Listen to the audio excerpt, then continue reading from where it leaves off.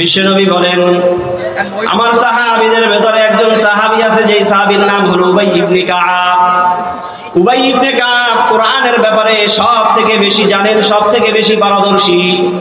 উবাই ইবনে কাবকে বিশ্বনবী ডেকে বললেন, ইয়া আবাল মুনজির, আইয়াতু আয়াতিন মাআকা মিন কিতাবিল্লাহি আযম। ও ভাই, তুমি তো কোরআনের ব্যাপারে সব থেকে বেশি অবগত, আমার সাহাবীদের ভেতরে সব থেকে কোরআনের ব্যাপারে তুমি বেশি পারদর্শী। সেজন্য তোমার কাছে জানতে চাই উবাই, তুমি একটু আমাকে বলো যে কোরআনের কোন আয়াতটি সব থেকে শ্রেষ্ঠ। হযরত উবাই আল্লাহর রাসূল এই প্রশ্ন শুনে বলেন, আল্লাহু ওয়া রাসূলুহু আ'লাম। ওগো আল্লাহর নবী, আমি তো কোরআন পড়তে জানি, কোরআনের অর্থ কিছু কিছু জানি, কিন্তু কোরআনের সব থেকে শ্রেষ্ঠতম আয়াত কোনটা এই ব্যাপারে তো আমার গবেষণা নাই, এ ব্যাপারে তো আমি জানি না কোরআনের কোন আয়াতটি সব থেকে সম্মানিত। আল্লাহ রাসূল আবার জিজ্ঞাসা করলেন, আইয়াতু আয়াতিন মাআকা মিন কিতাবিল্লাহি আযম। ও ভাই, আমি তোমার কাছে জানতে চাই কোরআনের সব থেকে সম্মানী আয়াত কোনটি। হযরত উবাই আবার বললেন, ওগো আল্লাহর নবী, আমি কোরআন পড়তে জানি, কোরআনের অর্থ জানি ঠিক, কিন্তু কোরআনের কোন আয়াতটি সব থেকে সম্মানী সেটা আমি জানি না। বারবার প্রশ্ন করার কারণে হযরত উবাই ইবনে কাব ভাবলেন, আমি একটা অ্যানসার দিয়ে দিই, যে উত্তরটা রাসূলের কাছে ভালো লাগবে সেটা তিনি গ্রহণ করে নেবেন। হযরত উবাই বললেন, ইয়া রাসূলুল্লাহ, আল্লাহু লা ইলাহা ইল্লা হুয়াল হাইয়ুল কাইয়্যুম। অর্থাৎ আয়াতুল কুরসি, এই আয়াতটি আমার কাছে মনে হয়েছে গোটা কোরআনের ভিতরে সব থেকে সম্মানিত। হযরত উবাই ইবনে কাব বলেন, ফাদারাবা ফি সাদরি, বিশ্বনবী আমার বুকের উপরে হাত দিয়ে বললেন, শাবাশ। বলেন না আল্লাহু আকবার। উবাই ইবনে কাব সাহস করে বললেন যে আল্লাহু লা ইলাহা ইল্লা হুয়াল হাইয়ুল কাইয়্যুম, এই আয়াতুল কুরসি এটাই হলো সবথেকে সম্মানিত আয়াত। বিশ্বনবী উবাই ইবনে কাবের বুকে হাত দিয়ে বললেন, শাবাশ, মারহাবা, তুমি যেটা বলেছো তোমার উত্তরই সঠিক। লিয়াহনিয়া লাকাল ইলমু ইয়া আবাল মুনজির। ও উবাই ইবনে কাব, তুমি যে উত্তরটা দিয়েছো তোমার আনসার ঠিক হয়েছে। আল্লাহ তাআলা তোমার এই সঠিক উত্তরের মাধ্যমে দুনিয়াতে এবং আখিরাতে তোমাকে সফলতা দান করুন। যারা বলেন না সুবহানাল্লাহ। উবাই ইবনে কাবের উত্তর সঠিক হয় বিশ্বনবী বলেছেন, লিয়াহনিয়া লাকাল ইলম, তোমার ইলম, তোমার এই নলেজ, তোমার এই জ্ঞান, এটা তোমার উপকারে আসুক। অর্থাৎ দুনিয়ার জীবনে তুমি যেমন সঠিক উত্তর দিয়ে মানুষের কাছে প্রশংসার পাত্র হবে, ঠিক আখিরাতে গিয়েও কিয়ামতের মাঠে রোজে মাহশারের দিনেও তুমি আল্লাহর কাছে সঠিক উত্তর দিয়ে তুমি চূড়ান্ত সফলতা তথা জান্নাতের বাসিন্দা হয়ে যাবা। বলি সুবহানাল্লাহ। হযরত উবাই ইবনে কাব যখন বললেন যে আয়াতুল কুরসি এটা হলো কোরআনের সবথেকে সম্মানিত আয়াত, বিশ্বনবী তাকে সত্যায়ন করে বলেছেন, মারহাবা, তুমি সঠিক বলেছো, তোমার উত্তর সঠিক। তাহলে আমরা আয়াতুল কুরসির এক নম্বর ফজিলত জানতে পারলাম যে আয়াতুল কুরসি এটা গোটা কোরআনের ভিতরে সবথেকে সম্মানিত আয়াত। বলি আলহামদুলিল্লাহ। আলহামদুলিল্লাহি নাহমাদুহু ওয়া নাস্তাঈনুহু ওয়া নাস্তাগফিরুহু ونعوذ بالله من شرور أنفسنا ومن سيئات أعمالنا من يهد الله فلا مضل له ومن يضلله فلا هادي له ونشهد أن لا إله إلا الله لا خالق إلا الله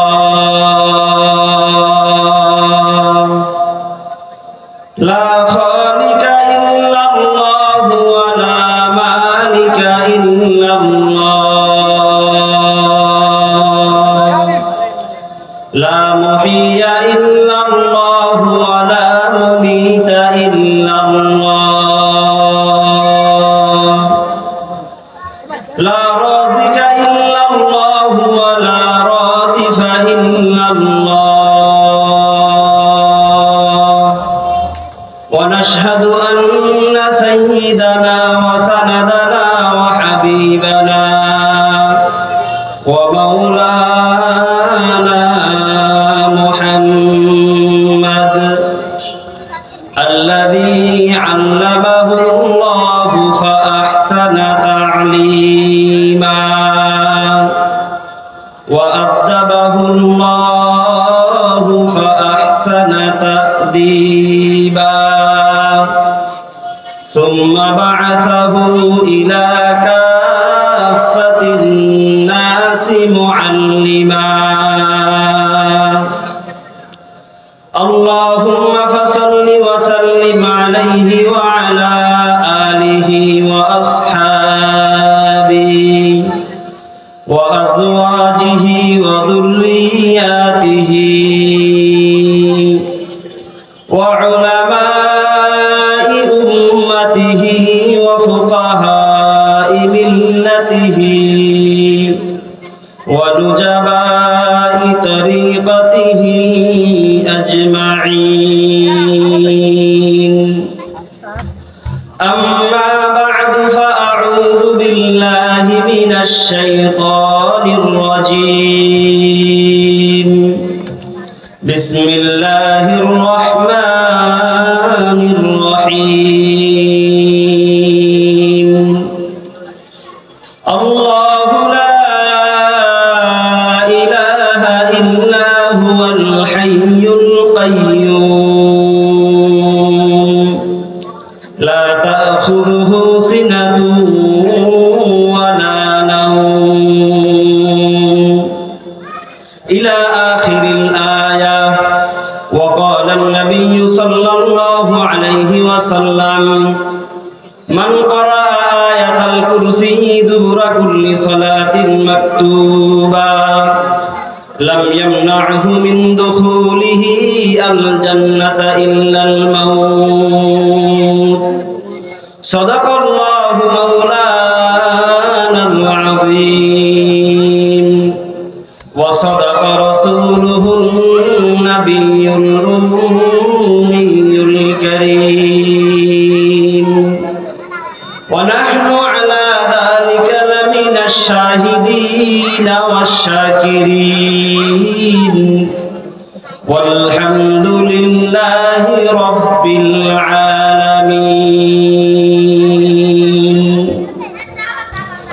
الحمد لمن قدر خيرا وخبالا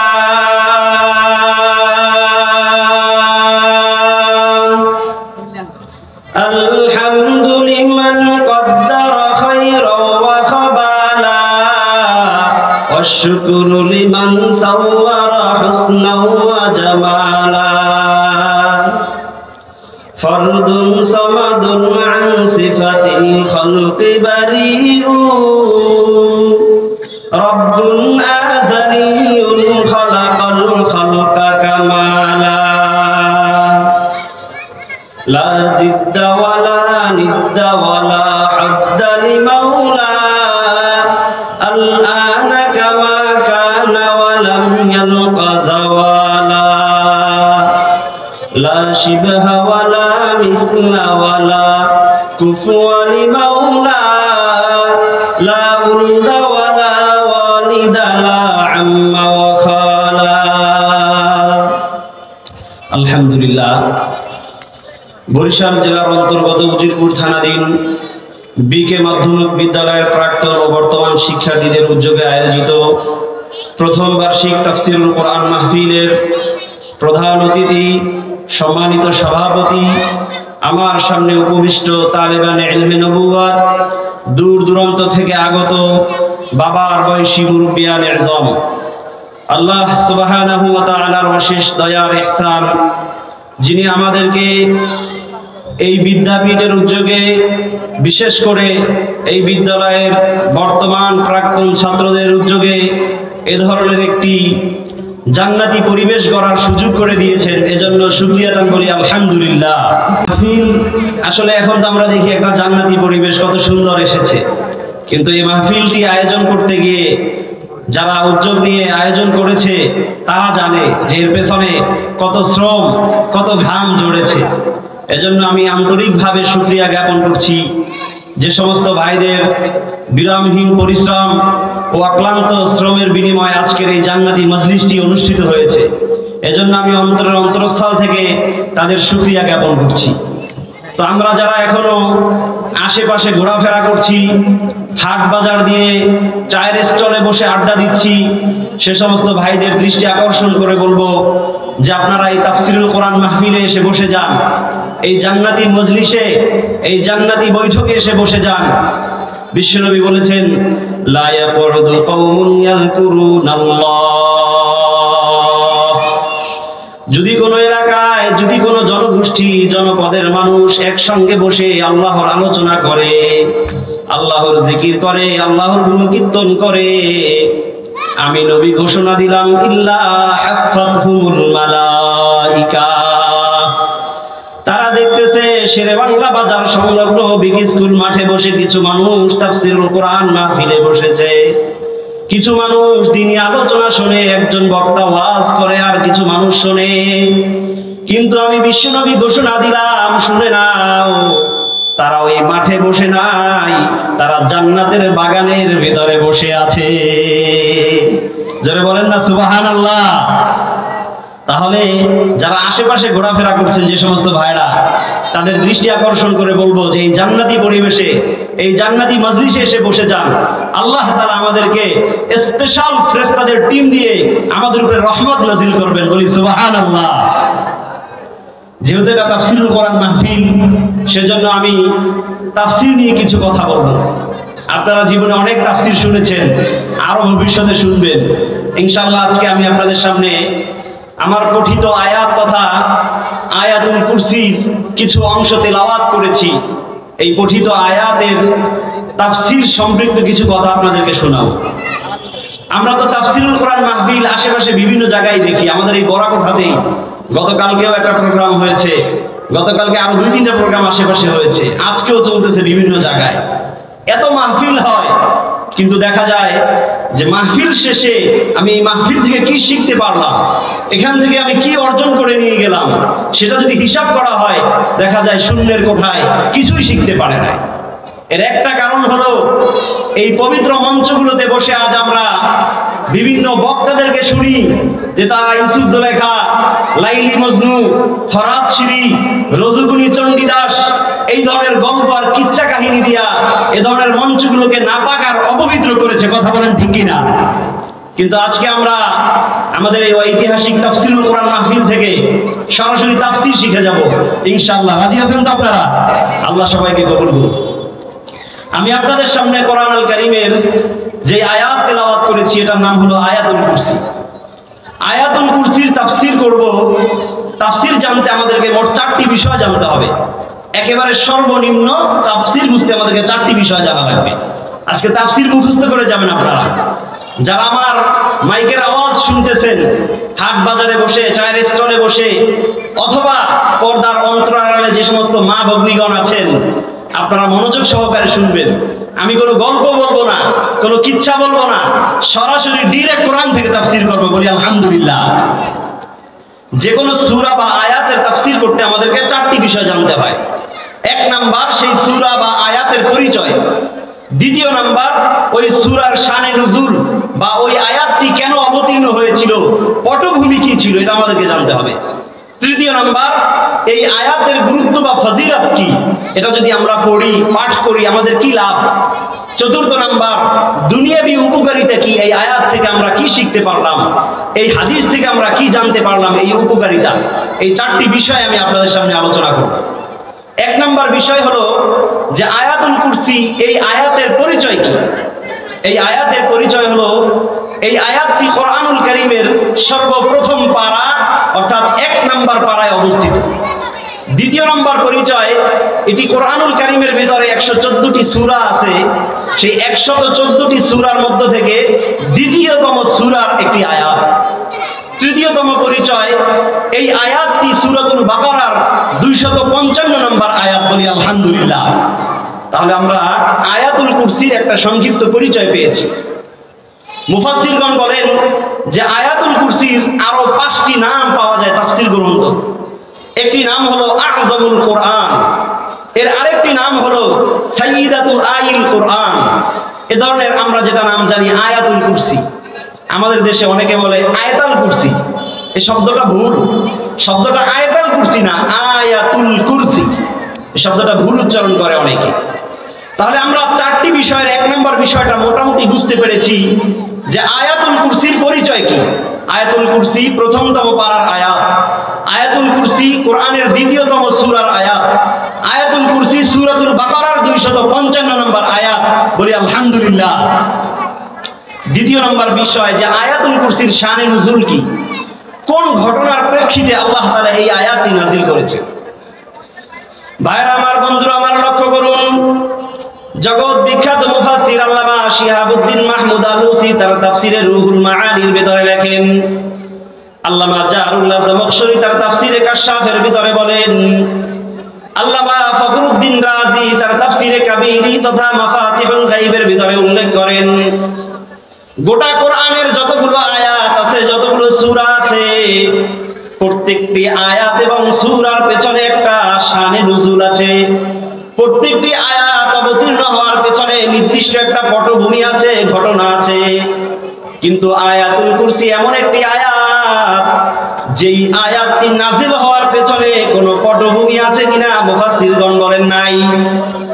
কোন মুফাসসিরগণ বলেন হযরতে মূসা আলাইহিস সালামের সময়ের একটা ঘটনার কথা উল্লেখ করে বলেন, ওই ঘটনার ভ্রান্তি নিরসনের জন্য আল্লাহ এই আয়াত নাজিল করেছেন। আল্লামা শিহাবুদ্দিন মাহমুদ আলুসি তার তাফসিরে রুহুল মাআনির ভিতরে বলেন, হযরতে মূসা পয়গম্বর একবার আল্লাহর কাছে জিজ্ঞাসা করলেন, আল্লাহ, ওগো রব্বুল আলামিন, গোটা পৃথিবীর সমস্ত মাখলুকাত নির্দিষ্ট একটা সময় ঘুমিয়ে পড়ে, ঘুমিয়ে যায়, এমনকি আমি নবী মূসাও ঘুমিয়ে যাই, আপনি কি কখনো ঘুমান না? এই প্রশ্ন করার পরে মূসা পয়গম্বরকে আল্লাহ বলেন, ও মূসা, তুমি কি জানতে চাও যে আমি আল্লাহ ঘুমাই কিনা, আমি তন্দ্রাচ্ছন্ন হই কিনা, আমি নিদ্রায় যাই কিনা? মূসা পয়গম্বর বলেন, আল্লাহ, আমার জানার কৌতূহল আছে, সেজন্যই তো আপনার কাছে জিজ্ঞাসা করেছি। আল্লাহ তাআলা বললেন, মূসা, তুমি একটা কাচের গ্লাসের ভিতরে পানি নিয়ে রাত্রিবেলায় দাঁড়িয়ে থাকবা, দাঁড়াতে দাঁড়াতে দেখবা তোমার অবস্থাটা কি হয়, তখন আমার কাছে জিজ্ঞাসা করবা যে আমি ঘুমাই কিনা। মূসা পয়গম্বর রাত্রিবেলায় গ্লাসের ভিতরে পানি নিয়ে দাঁড়িয়ে আছেন।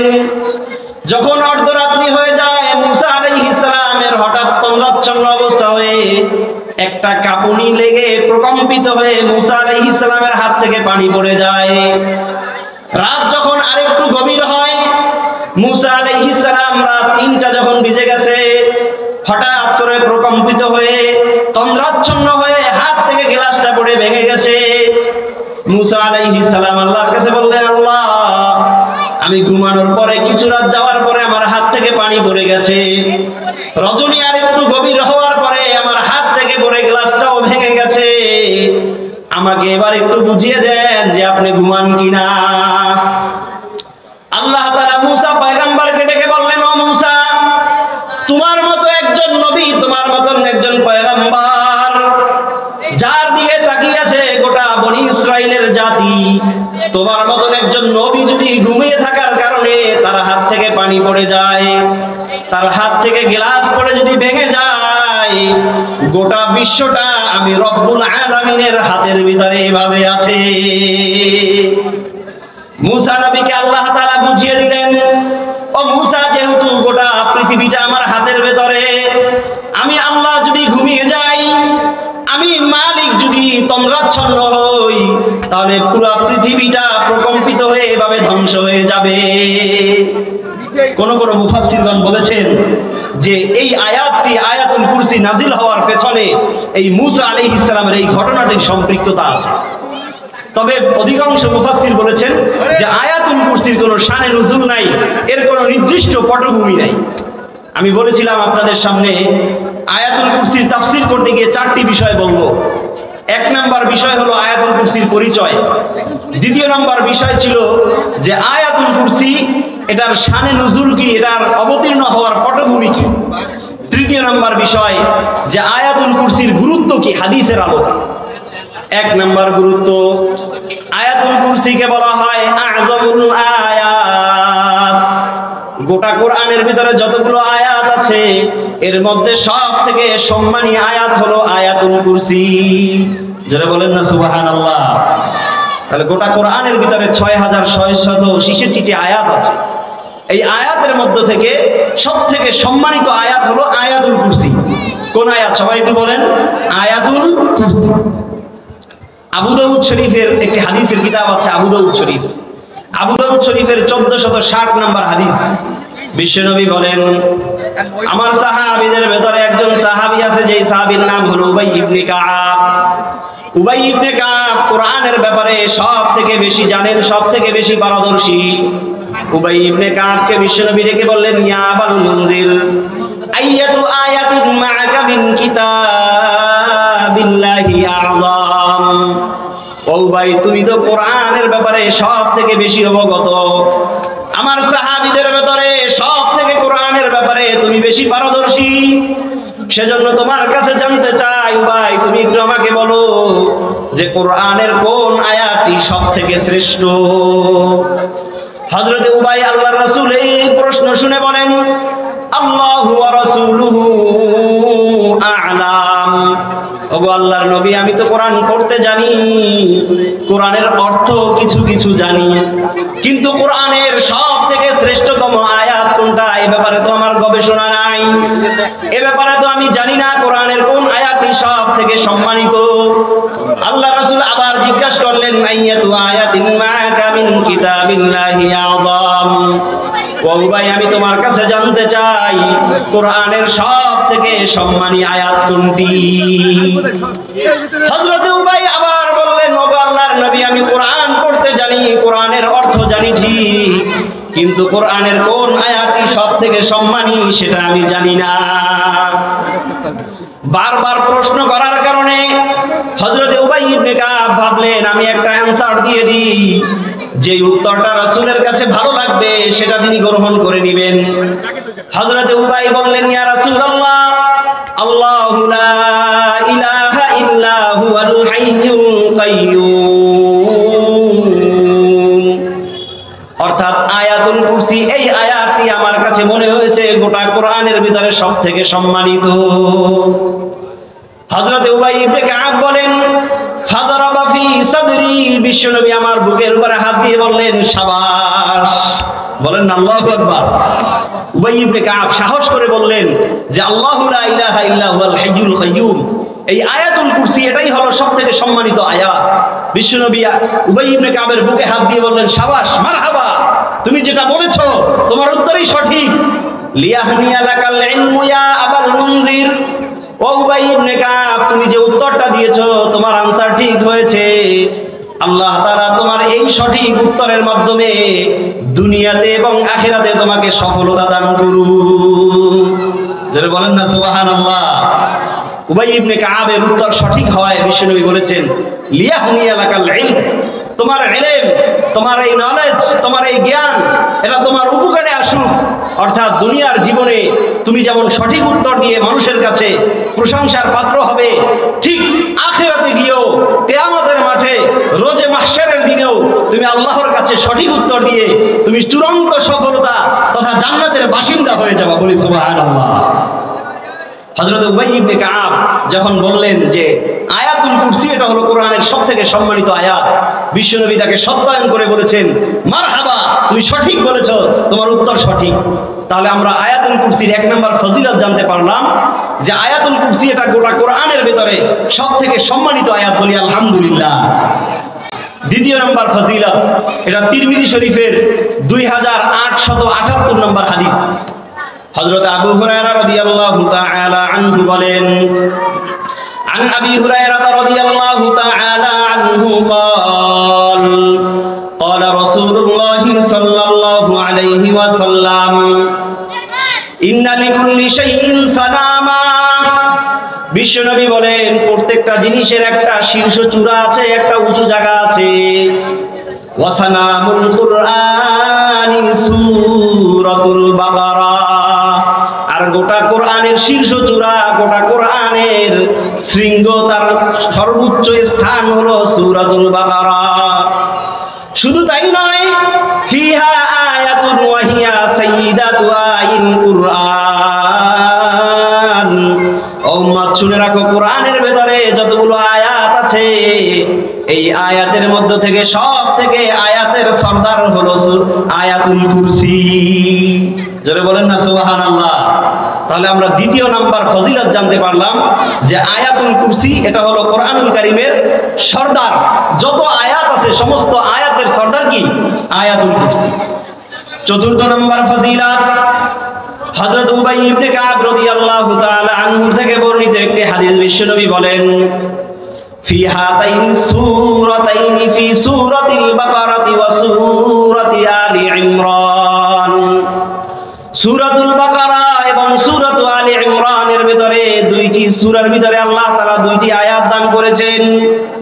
ফিহা ইসমুল্লাহি আল আযম, এই দুটি আয়াতের ভিতরে আল্লাহ তাআলার এমন গুরুত্বপূর্ণ দুটি নাম রয়েছে।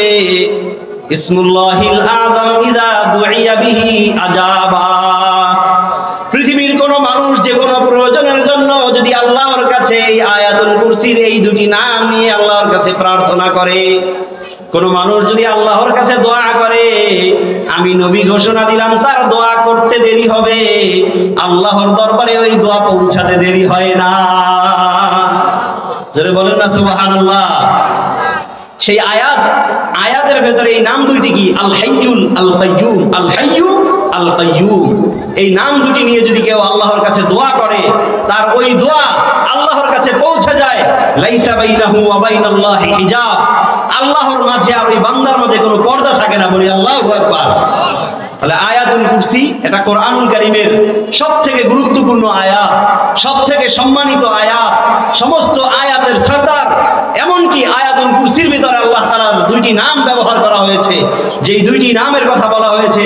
কেউ যদি দোয়া করার সময় বলে আল হাইয়ু আল কাইয়ুম, আল্লাহ তুমি তো হাই, তুমি তো কাইয়ুম, তুমি আমার দোয়াটা কবুল করে নাও, এইভাবে যদি কেউ দোয়া করে, বিশ্বনবী বলেন তার দোয়া করতে দেরি, ডাইরেক্ট আল্লাহর কাছে পৌঁছতে দেরি হয় না। বলি আল্লাহু আকবার। আমি বলেছিলাম যে আয়াতুল কুরসির তাফসীর করতে গিয়ে আমাদেরকে চারটি বিষয় জানতে হবে। তিনটি বিষয় মোটামুটি আলোচনা করেছি, আমার সময় শেষ।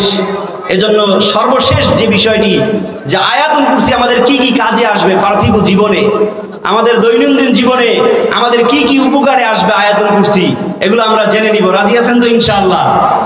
আয়াতুল কুরসির এক নাম্বার উপকারিতা, রাসূলের একজন প্রিয় সাহাবী হযরতে আবু হুরায়রা বলেন, ওয়াক্কালানি রাসূলুল্লাহ সাল্লাল্লাহু আলাইহি ওয়াসাল্লাম ফি যাকাতি রমাদান। বিশ্বনবী একবার রাষ্ট্রীয় সম্পদ নিরাপত্তার জন্য, পাহারার জন্য আমি আবু হুরায়রাকে নির্ধারণ করে বললেন, আবু হুরায়রা তুমি এই সম্পদগুলো পাহারা দিবা। ফাআতানি আতিন ফাজআলা ইয়াহসু মিনাত তাআম। রাত যখন একটু গভীর হয়েছে, হঠাৎ করে একজন চোর এসে রাষ্ট্রীয় সম্পদ থেকে চুরি করা শুরু করেছে।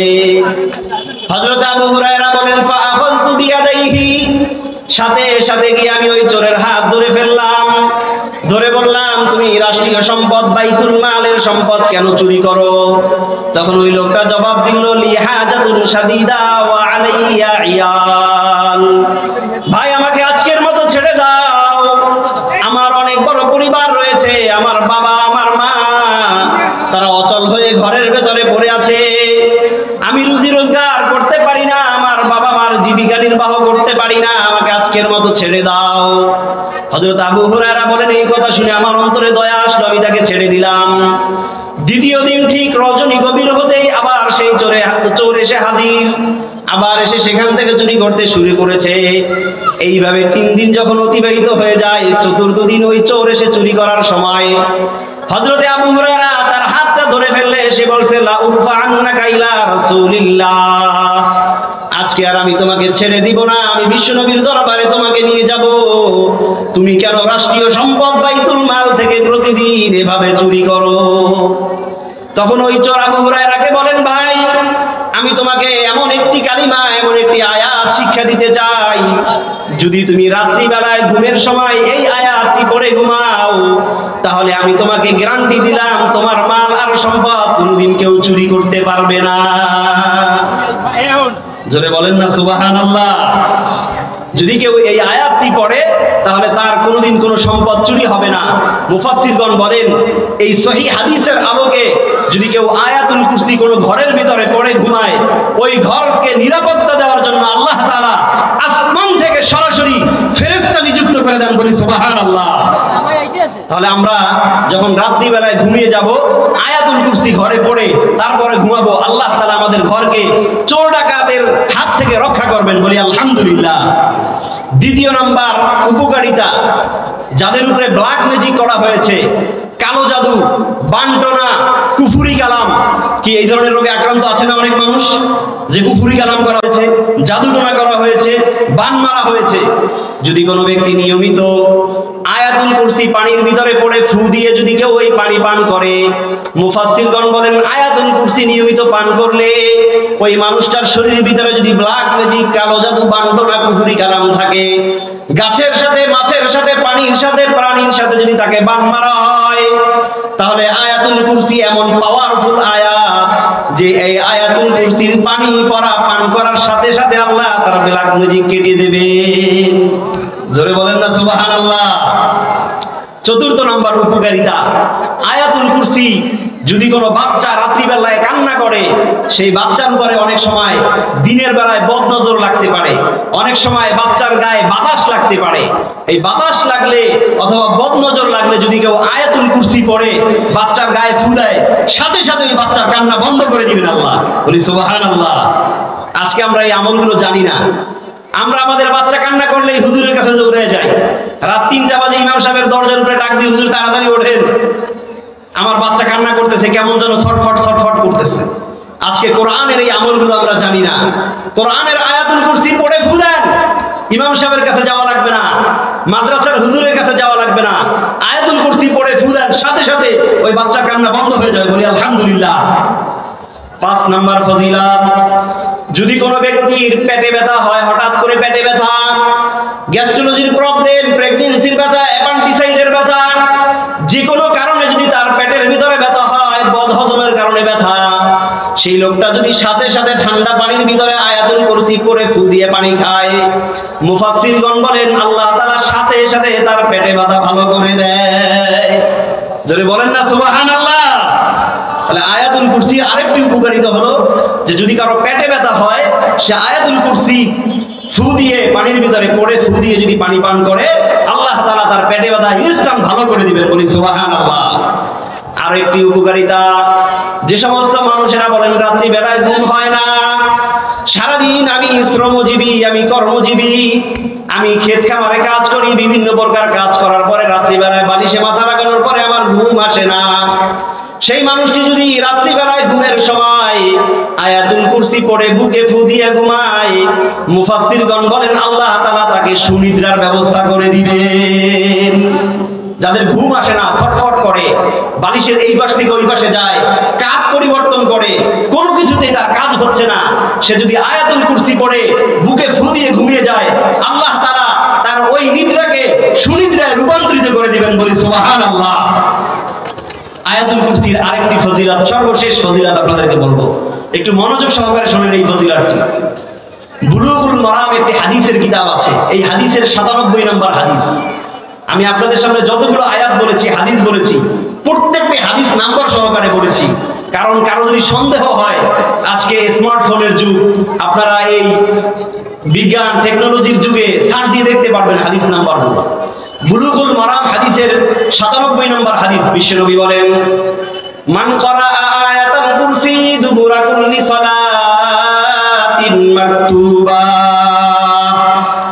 যদি কোনো ব্যক্তি প্রতিদিন 5 ওয়াক্ত নামাজের পরে আয়াতুল কুরসি পড়ে, কোন আয়াত একটু সবাই বলেন, কোন আয়াত? আয়াতুল কুরসি, একটু সবাই বলেন না কোন আয়াত? আয়াতুল কুরসি।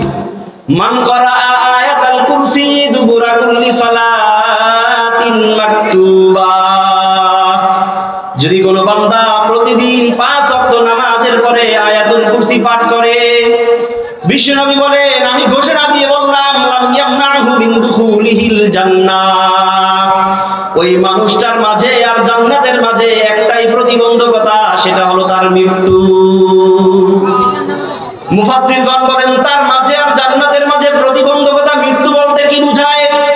তার মানে হলো যেই মানুষ প্রতিদিন 5 ওয়াক্ত নামাজের পরে আয়াতুল কুরসি পাঠ করবে, রাসূলের ঘোষণা অনুযায়ী সেই মানুষটা মারা যেতে দেরি হবে কিন্তু জান্নাতে প্রবেশ করতে দেরি হবে না। জোরে বলেন না সুবহানাল্লাহ। আজকে আমরা যদি হিসাব করি যে কতজন মানুষ আছে যে নামাজ পড়েছি মাগরিবের অনেকেই, কিন্তু মাগরিবের পরে 1 মিনিট আধা মিনিট সময় নিয়ে আয়াতুল কুরসিটাকে তেলাওয়াত করব, এরকম মানুষ যদি হিসাব করা হয়, হাত জাগানোর জন্য বলা হয়, এরকম হাত জাগানোর মানুষ খুঁজে পাওয়া যাবে না। কথা বলেন ঠিক কিনা? এজন্য আজকের আমার এই 20 মিনিট 25 মিনিট আলোচনা থেকে আপনাদেরকে একটি মেসেজই আমি দিতে চেয়েছি যে আয়াতুল কুরসি, আমি একটি আয়াতের উপরে কথা বলেছি, কারণ আমি হাজার হাজার আয়াত নিয়ে বিশাল একটি সূরা নিয়ে আপনাদের সামনে শুরু করব, আর ওয়াজ করতে করতে শুনাইতে শুনাইতে আপনাদেরকে শেষ করে ফেললাম, বাড়ি যাওয়ার পর আপনি কিছু বলতে পারলেন না। এ ধরনের আলোচনা দিয়ে কোনোদিন জান্নাত আসবে না, এ ধরনের আলোচনা দিয়ে কোনোদিন মানুষের পরিবর্তন হবে না। কথা বলেন ঠিক কিনা? শুধু একটি মাত্র আয়াতুল কুরসির ফজিলত বলছিলাম। যদি কোনো ব্যক্তি 5 ওয়াক্ত নামাজের পরে কন্টিনিউয়াসলি সে আয়াতুল কুরসি এই আয়াতটাকে তেলাওয়াত করতে পারে, সে মারা যেতে দেরি হবে কিন্তু জান্নাতে যেতে দেরি হবে না। এজন্য প্রতিদিন আমরা আয়াতুল কুরসি 5 ওয়াক্ত নামাজের পরে পড়ব। কি বলেন, পারবেন না সবাই ইনশাআল্লাহ?